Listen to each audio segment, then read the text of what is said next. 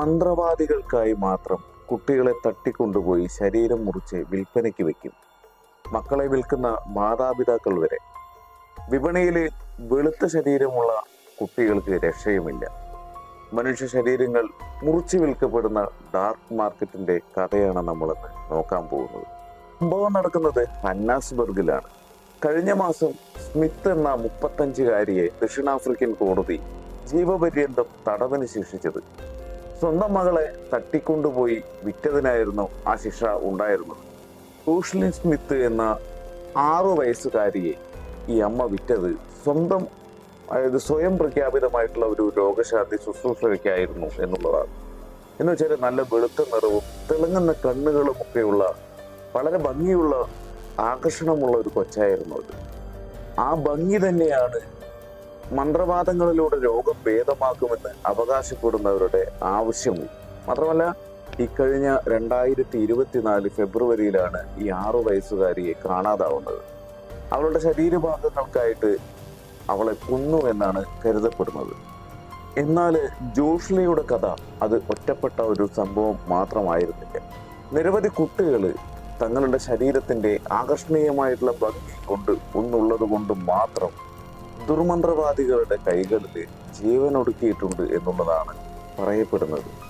കുട്ടികളെ തട്ടിക്കൊണ്ടു പോകുന്നതും ശരീരാവയവങ്ങൾക്കായിട്ട് അവരെ കൊല്ലുന്നതും ഒക്കെ തന്നെ ആഫ്രിക്കയുടെ ചില ഭാഗങ്ങളിൽ വർദ്ധിച്ചു വരികയാണെന്നുള്ളതാണ്.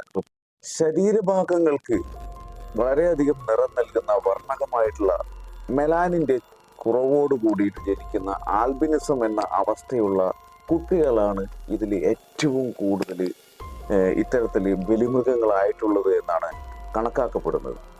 ചുരുക്കി പറഞ്ഞാൽ ആഫ്രിക്കയിൽ എൽബിനിസം ബാധിച്ച കുട്ടികളുടെ വിധി എന്ന് പറയുന്നത് അത് വല്ലാത്തൊരു ദുർവിധി തന്നെയാണ്. കാരണം അങ്ങനെ പറയുന്നത് അടുത്ത കാലം വരെ ഇത്തരത്തിൽ ജനിക്കുന്ന കുട്ടികളെ ജനിച്ച ഉടനെ തന്നെ കൊല്ലുന്നത് ഒരു പതിവായിരുന്നു എന്നുള്ളതാണ്.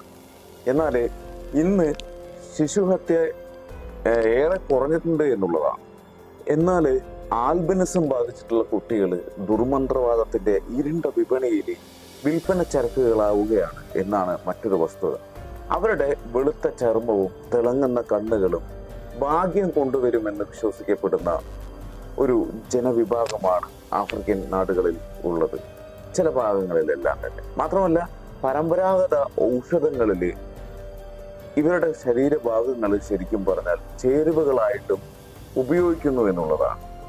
ആൽബിനിസം ബാധിച്ചിട്ടുള്ള കുട്ടികളും അതുപോലെ തന്നെ മുതിർന്നവരും ക്രൂരമായിട്ട് കൊല്ലപ്പെട്ടിട്ടുള്ള നിരവധി സംഭവങ്ങളാണ് ശരിക്കും പറഞ്ഞാൽ കിഴക്കൻ ആഫ്രിക്കയിലും മധ്യ ആഫ്രിക്കയിലും ഒക്കെ റിപ്പോർട്ട് ചെയ്യപ്പെട്ടുകൊണ്ടിരിക്കുന്നത്. ചില സന്ദർഭങ്ങളിൽ അവരുടെ അടുത്ത ബന്ധുക്കൾ തന്നെയായിരിക്കും, ഈ കൊല്ലപ്പെടുന്ന ആളുകളുടെ അടുത്ത ബന്ധുക്കൾ തന്നെയായിരിക്കും അവരുടെ ശരീരഭാഗങ്ങൾ ഉപയോഗിക്കുന്നത്.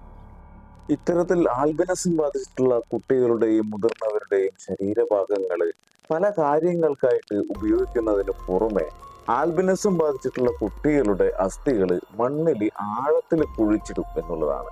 അതിനർത്ഥം എന്തെന്നാൽ അവരുടെ വിശ്വാസം എന്തെന്നാൽ അങ്ങനെ കുഴിച്ചിട്ട് കഴിഞ്ഞാൽ അവ രത്നങ്ങളായിട്ട് മാറുമെന്നാണ് അവരുടെ ഒരു വിശ്വാസം തന്നെ.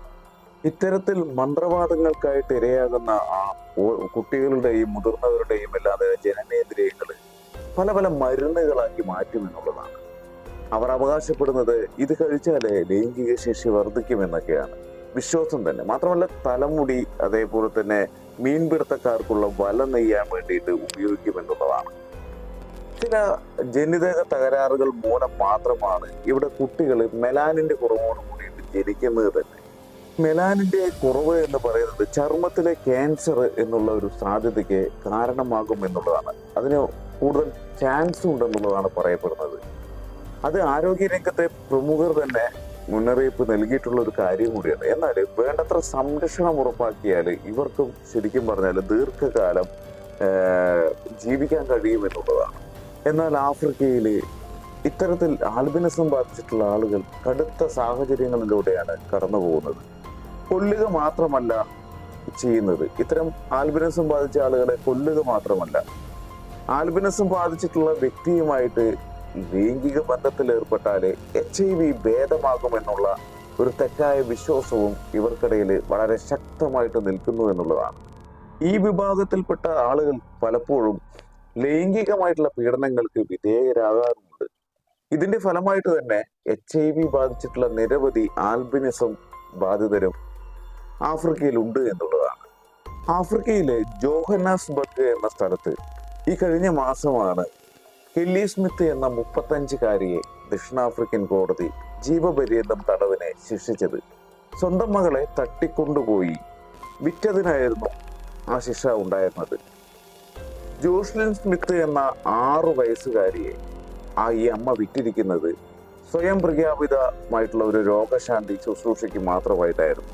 ജോഷ്ലിൻ സ്മിത്തിന്റെ ഒരു ആകർഷണം എന്ന് പറയുന്നത് നല്ല വെളുത്ത നിറവും അതേപോലെ തന്നെ നല്ല തിളങ്ങുന്ന കണ്ണുകളുമായിരുന്നു. അവളുടെ ഒരു ആകർഷണം അതായിരുന്നു.